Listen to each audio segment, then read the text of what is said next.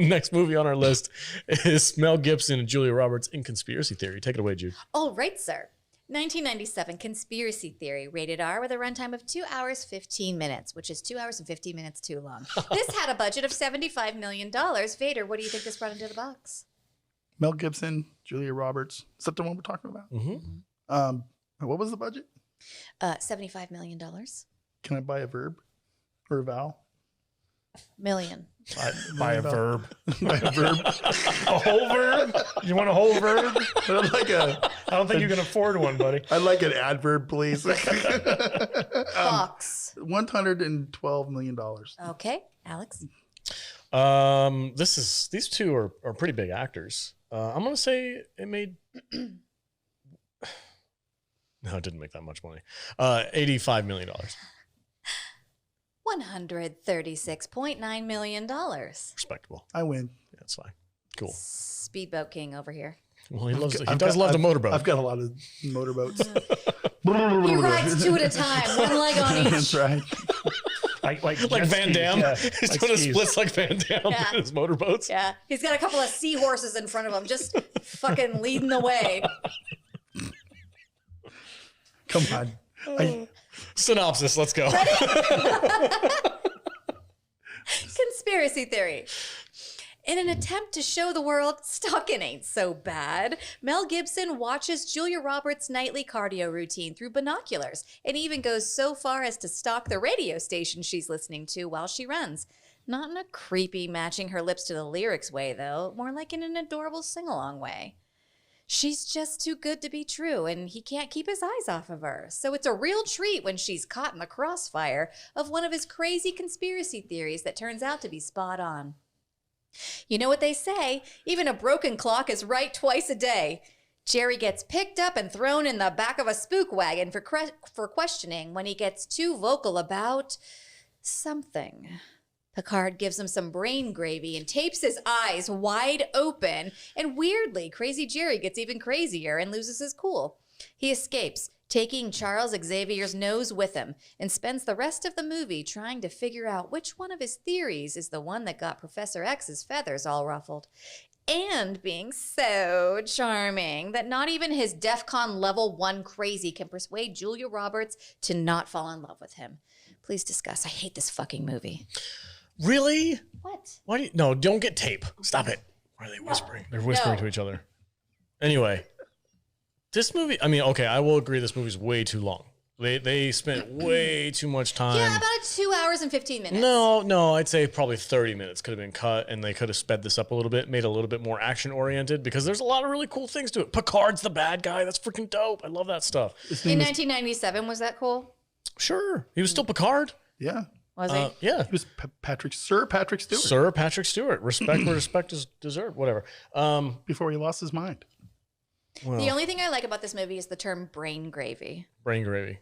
That's what my brain is going to be after I finish this freaking class. No, I had a great time with this movie. And it's funny because I joked about the last one being a documentary. I'm like, this is the same thing. It's MK Ultra stuff. Yep. It's the exact same plot as the Manchurian Candidate, actually. Yeah, pretty much, except nobody's trying to be the president, but it is the same. Well, it's basically mind control turning people into assassins. Right. Okay, Liv Shriver trying to become the president is the equivalent of Mel Gibson, this fucking crazy, getting Julia Roberts to fall in love with him. Maybe. But most of the stuff that he says in this opening credit sequence, it's all real. That was all. Yeah, it's all ad lib, but it's all freaking real. He's like, oh, let me tell you about 3 little worlds or 3 little words, the new world order. And I'm like, oh yeah, that was right. And then like he goes off on the freaking The Meadows. like all the shit that he says in this opening credit sequence, and I'm like, well, I mean, maybe in '97 it was a conspiracy theory, but in 2022, shit's real. Richard Donner just told Mel Gibson, it's like, I don't care what you say, just come up with some funny stuff to tell the people sitting in the back of your And that was all shit Mel Gibson actually believed. Yeah, well, it's fucking I mean, real. listen, Mel Gibson acting all weird and crazy is not a stretch for that guy. Okay, it's just He crazy. falls Mel right Gibson. into it. He really does. This movie, it took me 3 days to watch this movie. I'm not gonna lie. I don't know. boring. I had a hard time with this movie. It took me 2 days to get to the scene where we're finally in his apartment and he blows his apartment up. Mm-hmm. That was when I finally got a little bit intrigued and shit started kind of moving a little bit. And there was still like an hour and a half of the movie left after that happened. So I think I had to force myself to watch the last hour and a half of this movie just to get it over with. You know what I mean? Yeah. So Mel Gibson acting a little crazy. Not a hard stretch for that guy because he's a little crazy. I mean, but we all love Mel Gibson. I do. I think he's a great actor. I think he's a great director. He did fine in this role. Julia Roberts, I had a hard time buying her. Really? In this character. Yeah, I don't know. There's just something about Julia Roberts I've never cared for. Huh. Really? She's got red hair. Doesn't matter. I just So it's not. Wow, It's we not. found the outlier. Yeah. I think Julia Roberts is just not my thing. Oh, she's not slutty. Is that it? Yeah. Yeah. She's like America's that's it. sweetheart. I've never seen her tits, so maybe that's part of the problem. Is that part of the problem? I don't know. I've never seen. I've Don't never ask seen me. I've never seen Julia Roberts' boobs, so you know. Wait. How do you feel about Julia Roberts in Pretty Woman? I never saw her boobs. I don't care. Huh. It's just like if you're gonna play a hooker, get naked. I mean, she was pretty slutty in that movie, though. I mean, Yeah, she played a hooker. That was what made her famous, right? Yep. Was that What role? was that movie that she did with Dennis Quaid? I don't know. Where she was like a But no, horse, a horse you know- farm lady or something like that. Oh, her in Huh. horse movies. That's a big stretch. I for some reason I've just never liked her movies. And Okay, that's fair. whatever. That's what it is. Everybody has their own taste. I have a hard time buying Patrick Stewart as a bad guy. Really? Yeah. Oh, I thought that was well done. I don't know why, but he's He's a creepy British menacing person. He's Captain Picard, dude. Yeah. It's weird. I have a hard time seeing him in any other role. I like that Mel Gibson bit his nose off. Yeah, that was pretty weird. It was pretty weird. Like this movie could have been so much better if they would have just like really hammered down on like the thriller creepy aspect of it and got rid of like the humor. This has like a lot of humor in it that I don't think needs to be there, and it detracts from the rest of the movie. And I do completely agree with you. It's way too freaking long. Oh, it's way too long. They need to shorten this and speed up the pace and get shit moving, and then it would have been great. It would have been awesome. Like, especially that scene where he's in his apartment and Julia Roberts goes there for the first time and she's like, oh my God, this place is freaking crazy. And he like flips the switch and the whole place goes under. His apartment triggers me. You don't like hoarders? I just take everything to Goodwill. That's what they do with No, them. Goodwill's a sham. That's a conspiracy. Do you know Goodwill's a conspiracy, right? They give me a write-off. They get shit for free and then they turn around and sell it for a profit. Yeah. And then they pay their freaking employees like $2 an hour. Like, I fuck would do those the people. same fucking thing because we're all in the Matrix and none of this matters. That's a legit. That's not even a conspiracy. No, That's just a dirty business. Yeah, I quit donating. Yeah, I don't go to Goodwill anymore. I guess we don't really care about I'll go to a conspiracy. better one. It's just that they're very close and they give me a write-off. So, but this is basically the Manchurian Candidate, but on a little more personal level. with no With yeah, a love story. with a love with story. a love story thrown in, and That's not between him and his mom. it didn't do much for me, man. Okay, that's fair. It's not the greatest of movie. I'm not saying it's a great movie. I enjoy it. I think a lot of it could be a lot of fun if they would have just re-edited it a little bit and sped things up. So this movie, it's the only movie that Richard Donner and Mel Gibson ever did together that was not a Lethal Weapon movie. Huh. And it was written by Brian Helgeland. Now, if you guys remember, the last Richard Donner movie we watched for the podcast was a little ditty called Assassins, written by the Wachowskis. Oh, God, And, that piece of shit. Yeah, and Richard Donner came in and brought in Brian Helgeland to rewrite that movie. So this was the second movie that he worked with Brian Helgeland with. And for those of you who don't know, Helgeland was the screenwriter for L.A. Confidential, Payback, A Knight's Tale, Mystic River. He did Man on Fire with Denzel Washington. I love that movie. More recently, he did Spencer Confidential. He was the writer on that one. Nice. Oh, that's The a good Netflix pedigree. original. Yeah. Right on. So basically, Richard Donner was just very indulgent with this movie. He had some big names attached to it, and so he felt like he could get away with a bunch of stuff. And there probably should have been someone there to tell him, like, Richard, you need to cut back on this. But one of the interesting things about this movie is like it's rated R, right? But Is it? Yeah, but there's no foul language in it. Like no F-bombs are dropped. The violence is very tame. Like It's just too sexy. yeah. So there's no nudity in it. So he was fighting really hard to get a PG-13, and for whatever reason, the MPAA was just like, no, this is an R movie. Why is it? It was a conspiracy. Conspiracy. Yeah, I was trying not to make it money because it was too true to real life. That's legit. It's like They actually do tape your eyeballs open. there's no doubt in my mind that this kind of stuff probably happened. And there's some poor schmucks out there that got whacked out. Well, I'll tell you because of my it, biggest so- problem with this movie is, so I shouldn't say hate. I don't enjoy watching crazy people Mhm. in real life. And so I don't enjoy watching crazy people on TV or movies. Mhm. And Mel Gibson was just playing one of those, like, I'm talking to myself right now. I'm a crazy person. And I'm going I'm to say gonna this stuff. Pull over and play the Yeah. drums. And Yeah. for like the first like 2/3 of this movie, like he's doing that, and I'm just like, oh, this is so grating. Like I don't like any of this. It's so annoying to watch. It's not funny. It's not entertaining. It's just like a slog to get through. And I'd say about 30 minutes into this movie, I was just like, get on with it. And 35 minutes in, I was like, I'm done. Yep. I checked out. I'm right there with you, man. Mhm. Yeah. I see crazy people like this every day down on the strip. They live in the tunnels underneath the There's an street. entire freaking community of Yeah, mole there's like people thousands of people that live in down there. Vegas, dude. Yeah. When I watched that documentary, and I was like, It's weird, Jesus right? Christ. Yeah, it's real weird. There's fucking people living underneath my house, And dude. Mhm. the difference between that and this is that, like, that's a documentary to make people aware. This is for entertainment's sake. And Mel Gibson is just so uncomfortable to watch while he's like playing crazy. So But he did do a good job playing crazy. I felt But- bad for him. Like I think that's Yeah. what they tried. They're in the first half of this movie. They were trying to make you sympathize with him because he's this broken character. He's a little bit out there. Let me ask this question. Yeah. So Mel Gibson went down a little rabbit hole, went a little crazy for real. Oh, you're Went a talking little- real life? Yeah, I don't really want to get into it, but when We all when go a did little that crazy sometimes. when did that happen in correlation with this movie? So during the filming of this movie, he had to host a seminar for gay and lesbian filmmakers oh Christ. because he had been using some kind of like slurs to describe, LGBTQXS plus minus division signs. And basically, because of those off-color remarks, he was in the process of getting canceled. And so to try to mend fences, he basically did like a seminar where he invited gay and lesbian filmmakers to come out and kind of Say sorry. yeah. Like, my bad, guys. We're cool. That they were canceling people way back when this movie was made. Guess So Mel Gibson, so you remember the whole like sugar tits controversy and Not stuff really. like that. Yeah, when was that? That was after this, but I mean, like he had been kind of like being very kind of like crass, just offhandedly, and it was starting to get attention. And I mean, talk about canceled like Rob Lowe, Yeah. during his little sex scandal. Yeah.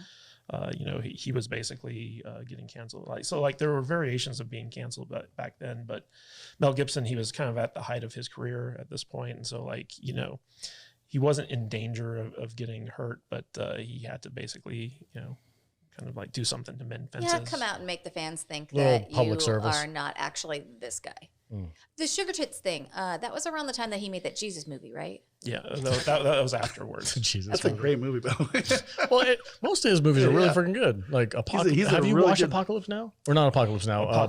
Apocalypto?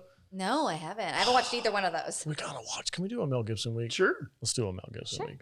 Yeah. All right, cool. Didn't we So already? Mel Gibson director? Or Yeah, Mel Gibson- directed. Yeah, Yeah. it was called Mad Max. We already did it. Yeah. But he didn't direct those. He didn't direct those. I'm talking Mel Gibson directing. He's probably a better director than he is an actor. 2023. Braveheart. Yeah. Did he direct that movie? Yeah. That was the first movie he directed. I think. Oh shit, we gotta have Charlie Shit, Allen. come on. Braveheart, Apocalypto, and I don't want to watch the Jesus movie. dude. Hamburger That's Hill. too heavy. Passion. It's of the too Christ. heavy? It's too heavy for this. What do you mean it's too heavy? It's too heavy. What does that mean? That's a rough movie. To That's a watch. rough movie. It's a good movie, but man, it's not. It's not for Jews. It's not for us. This show. Yeah. It's not. Jesus isn't a nerd. No. I don't want to go in that road. But We actually You want to talk conspiracy theories? I got one about Jesus.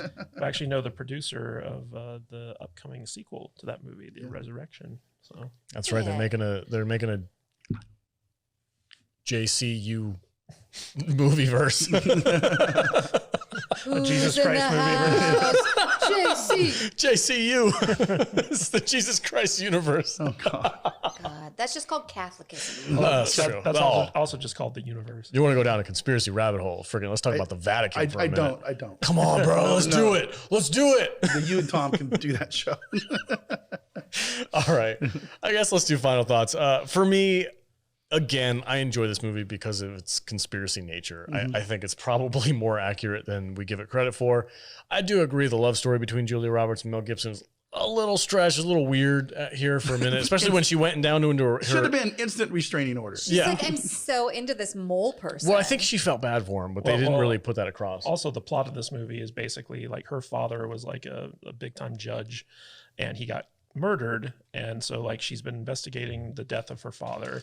And Mel Gibson was originally the sleeper assassin assigned to kill her father, but somehow she helped to break his programming because like he fell in love at first sight when he saw her. And so he went to her father and kind of confessed like what was wrong with him, and the father was helping him out.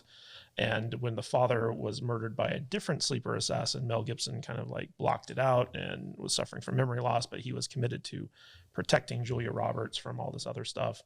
A very convoluted story. Very. Yeah, I can get it. I understand you guys' criticism. I didn't mind it. I do think it was too long. That's my biggest thing. I'm going to give this 2 stars. Real soft 2. Vader? Yeah, I'm right there with you. I want to give it like 1.5, but I'll go 2. Just because Mel Gibson was good in this. He sold it. So I can't knock it too much. I just didn't enjoy it. I was kind of bored. Okay. I really didn't like Julia Roberts. So. All right. Jude? 1-star crap fest. Pew, pew, pew. All right. 1-star crap I fest? hate this movie so fucking much. It's boring. It's long as shit. And the love story in it is infuriating. Yeah. In what fucking world would this woman fall in love with this man? It was just one of those fucking 90s things that the studio was like, we gotta put a love story in, right? It's fucking Mel Gibson. Who's not gonna fall in love with Mel Gibson? He's fucking crazy, and no one should fall in love with him. And also, she thinks that he killed her father halfway through it. It's infuriating. I hate this movie. It makes me angry. If you ever make me watch it again, I will stab someone. Wow. Noted. Please continue. Kadish, give it a rating. All right, so my biggest issue with this movie, besides Mel Gibson acting crazy, is Patrick Stewart. And it's strictly because I've gotten to a point where Patrick Stewart has become a villain in real life, in my opinion. I'm with you, man. by destroying Star Trek and Picard and stuff like that. Why does that warm my heart so much? And seeing him in this movie playing a villain, I was like, yeah, that seems pretty accurate to me. And it just made me sad as I was watching the movie. This movie is like very mediocre. Richard Donner, like he's a pretty like good filmmaker. At least he was early on in his career. It's kind of funny. There's a scene in this movie where Mel Gibson tries to hide in a movie theater and they're playing Lady Hawk, which is another Richard Donner movie. And when I saw that pop up, I was like, I kind of wish I was watching Lady Hawk right now, because the movie was just so boring and stupid by that point. And it was just like, I had a hard time watching this film because like I just didn't care about any of it. And I can't say it's a 1-star crap fest like Jude, simply because like it's a decently made film. So I got to give it 2 out of 5. Okay. So we're It's solid 2s insane. Yeah. with a 1. So Was we're like a 1.75. Yeah. Math people. Math and bourbon. They don't mix. Yeah. Okay, cool. Right on. That's it for conspiracy theory. I don't know what else to say. This week is an off week for us. We're distracted by the 5K celebration, and All week we couldn't figure out who picked this week. I'm pretty sure I think did. it's a conspiracy. It might be. For real. It's like, where did this come from? Why did this end up on our list? I blame Anima. She's always fucking with us. These aren't nerd movies. You were real salty about that the other day. There's not a single laser in any of these things. Laser beams or boobs or swords or nothing, man.